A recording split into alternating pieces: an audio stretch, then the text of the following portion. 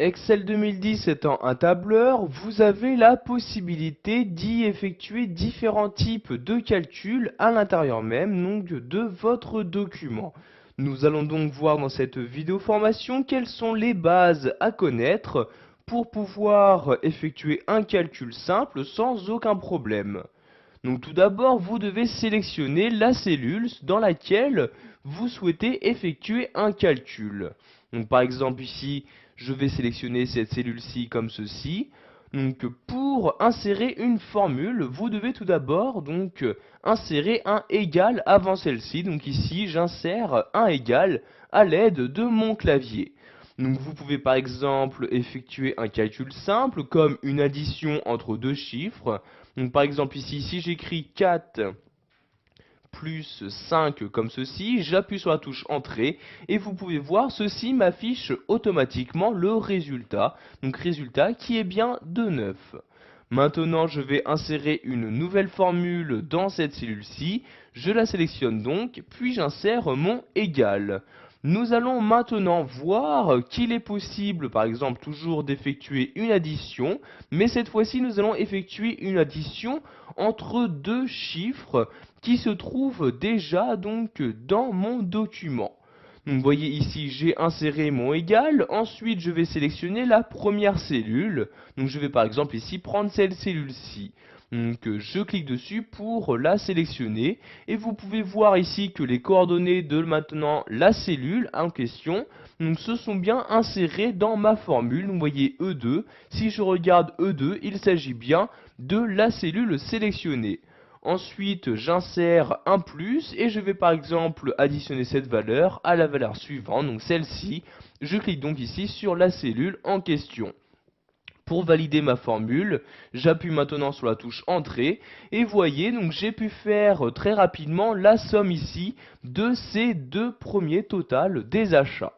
Donc l'avantage d'utiliser les formules est que maintenant si je modifie donc une somme ici des achats, donc par exemple ici à la place de 155 je vais mettre 200 comme ceci, donc vous voyez j'insère 200, j'appuie sur la touche entrée, donc vous pouvez voir ici que la valeur a été modifiée, mais en même temps également donc le résultat de ma formule qui est utilisée, donc cette valeur, a également été modifié pour s'adapter donc aux nouvelles données que j'ai choisi donc d'insérer dans mon document.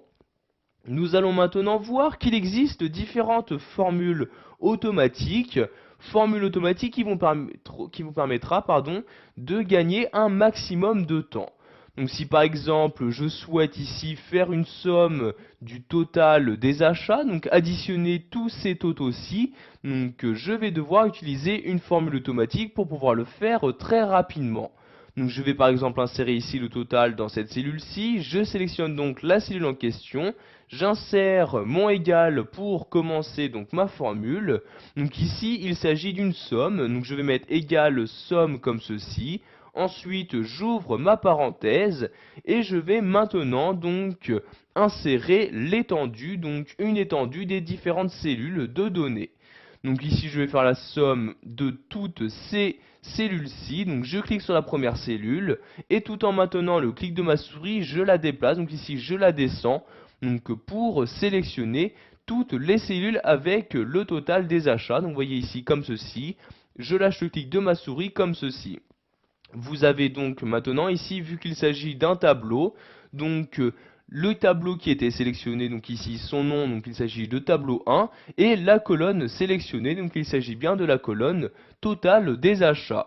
Je vais maintenant fermer la parenthèse comme ceci et appuyer sur la touche entrée. Et comme vous le voir, donc j'ai bien maintenant le total des achats, donc de tous les achats qui apparaît juste sur une seule cellule.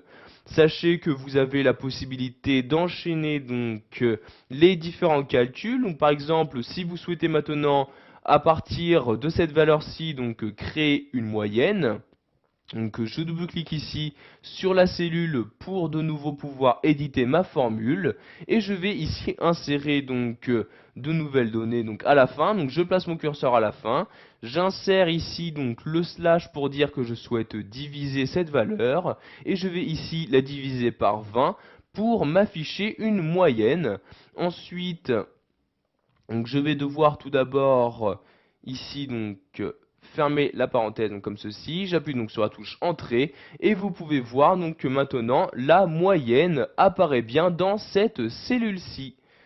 Voilà, vous savez maintenant comment effectuer un calcul simple dans Excel 2010. Vous savez donc tout d'abord qu'avant chaque formule, vous devrez insérer le signe égal.